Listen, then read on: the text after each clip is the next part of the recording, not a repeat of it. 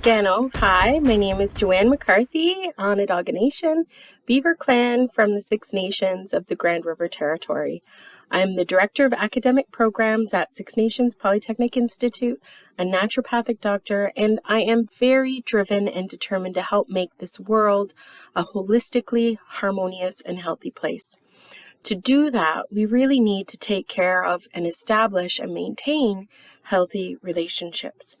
Not just within ourselves, but within our communities and with all communities that we are connected to in this web of life together. We can do this by listening and getting to know one another. Now, growing up immersed in mainstream systems of education, most Indigenous peoples have had a lot of opportunity to get to know the values, the beliefs, the customs, the ways of doing, and the ways of knowing from a Western perspective. But there's been very little opportunity for folks to get to know Indigenous perspectives. So today, I'm here to share some Indigenous perspectives about the National Day of Truth and Reconciliation on September 30th.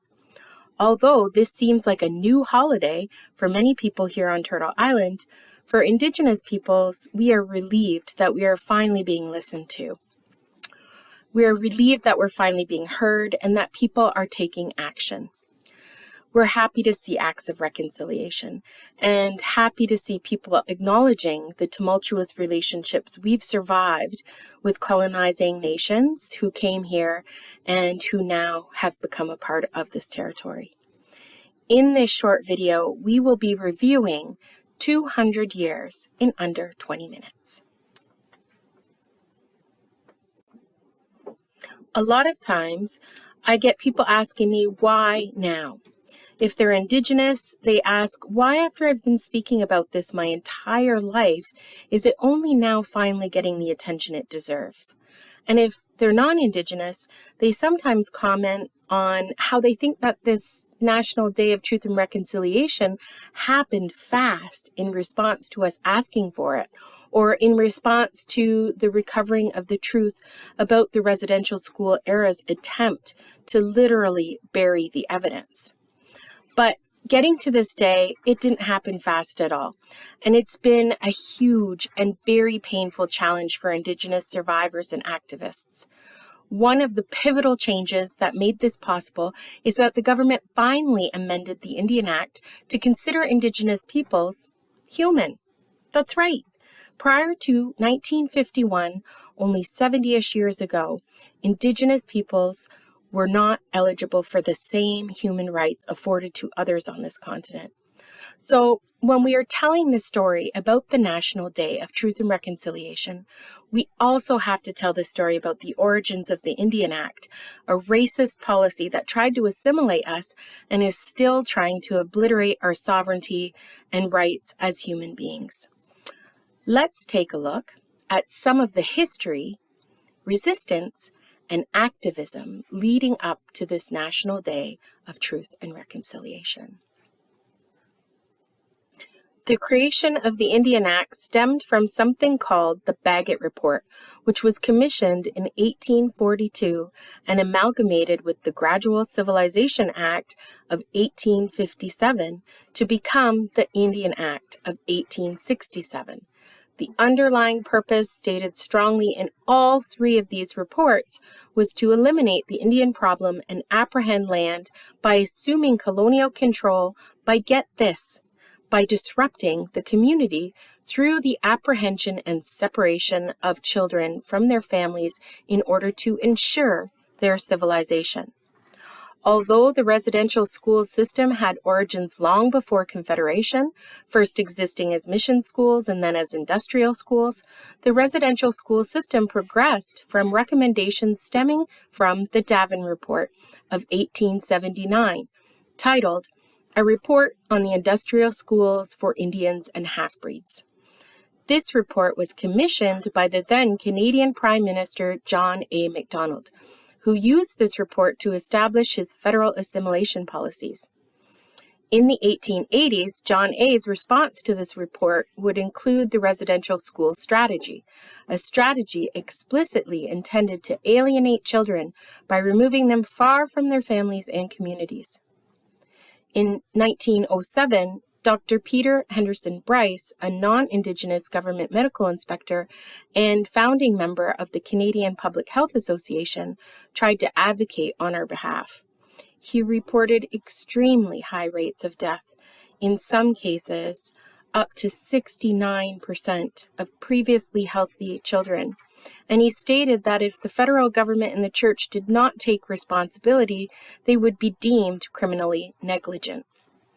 Duncan Campbell Scott, who was the head of Indian Affairs at the time, responded by saying that his goal was to get rid of the Indian problem. And he terminated Bryce from his position, ostracized, banished, and restricted him from participating in medical and research circles.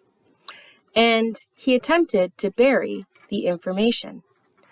Due to this resistance and the excessive Indigenous community and family resistance, in 1920, the Indian Act was amended to make it mandatory for every Indigenous child to attend these horrific so-called schools.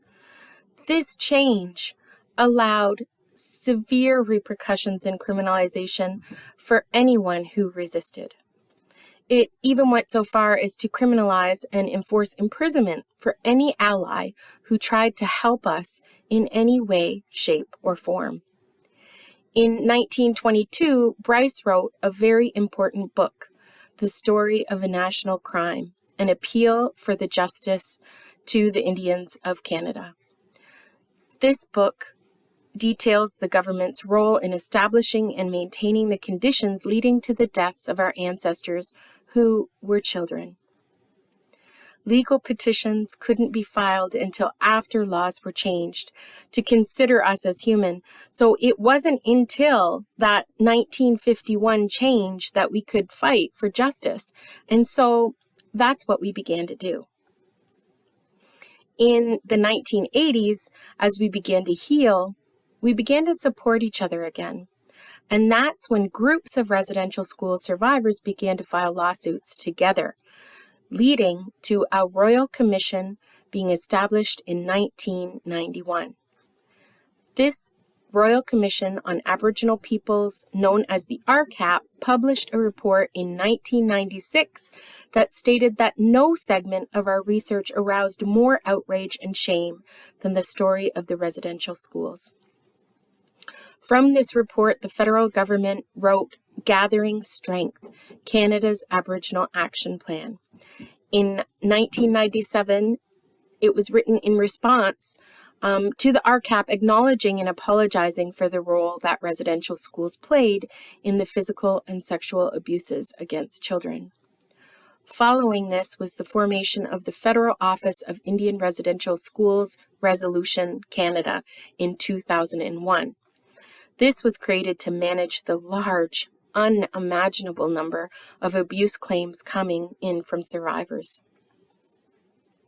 In 2004, the Assembly of First Nations report on Canada's dispute resolution plan to compensate facilitated a path to open discussions on how to take a more holistic approach and deal with the magnitude of crimes that have been committed. Tony Merchant, a Canadian lawyer, businessman, and politician, began signing survivors up for a massive class action lawsuit. On December 15, 2006, an agreement was approved known as the Indian Residential School Settlement Agreement. It recognizes the damages inflicted by the residential schools and is the largest class action settlement in Canadian history. As part of this agreement, the settlement allocated funding for the Truth and Reconciliation Commission to document and preserve and support survivors and their communities in their healing. The Truth and Reconciliation Commission formed in June 2008, and by 2015, it released its 94 calls to action to redress the legacy of the residential school system. The TRC supported the creation of organizations such as the Missing Children's Project, an organization dedicated to identifying the missing children who died at these horrible institutions. The TRC's call to action, number 71 to 76, spoke to the requirement for justice for missing children and the actions that would be required to reveal burial information and to bring our children home to rest in peace. There is an entire volume published about the hidden burials, yet it wasn't news back then, and it was published in 2015, and it didn't spark concern or even the public outrage that it should have. It wasn't until the 215 unmarked burials were recovered by independently funded ground-penetrating radar surveys at former Kamloops Indian Residential School on May 27, 2021, that concern was finally expressed. So this didn't happen with support, and I fear the response is only because people are fearful of the consequences of this apparent revelation. Since then, the government has moved swiftly forward on call to action number 80.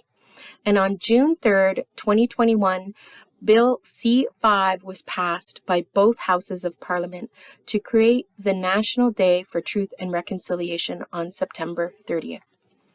Call to action number 80 specifically requested the creation of a statutory holiday, a National Day for Truth and Reconciliation, to honor survivors, their families, and communities, and ensure that public commemoration of the history and legacy of residential schools remains a vital component of the reconciliation process.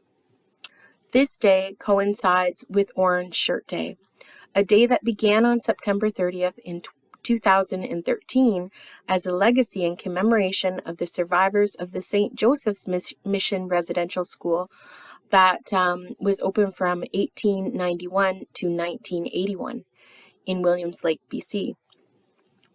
This project brought together former students to promote healing at this time of year specifically because this is when the kids were kidnapped and forced into these abusive institutions. Survivor Phyllis Webstad tells of her traumatic first day of residential school and how her grandmother had bought her a shiny orange shirt that was very special to her. As a 6-year-old, she proudly wore it on her first day in September of 1973 when it was stripped from her, never to be seen again. So on September 30th, we wear orange to reclaim that which was taken from us and to show that every child matters. These children, they mattered, and the ones who did not return, they deserve justice. It has been a very long, exhausting, and continuous battle to be heard and cared for. It's taken a lot of strength, and I am very proud of all who have gone above and beyond to preserve and collect evidence so that the truth can be revealed, so that we can begin the first steps towards healing together. I am very proud to be Unkwahoe and still here despite the attempted genocide. And I am proud of a country that's filled with people who will never let this happen again. I hope that from this short video you can understand that for Indigenous peoples, this holiday is a rewarding achievement and a huge step forward. It will also be a very hard day for us because it brings up buried traumas that are still raw and painful. It reminds us how we are still not considered human enough to receive justice for the loss of our ancestors, the theft of our land, and the erasure of our culture on our home territory. Please, if you can take a minute to reflect upon that and to reconsider your expectations of us to continuously educate you and your students on this day. I've tried my best here to share a little bit in advance, and if you would like more information, I recommend that you read some of the resources that I mentioned in this video, or enroll in one of our programs at Six Nations Polytechnic Institute and make a connection, a meaningful connection, with your surrounding Indigenous community. Nyawa for your interest, your demonstrations of care, and your continued advocacy to remind us that we matter. And thank you for not forgetting about our babies who are right now being recovered, and for not forgetting about and pushing for our continued equality, inclusivity, and justice on our home territories.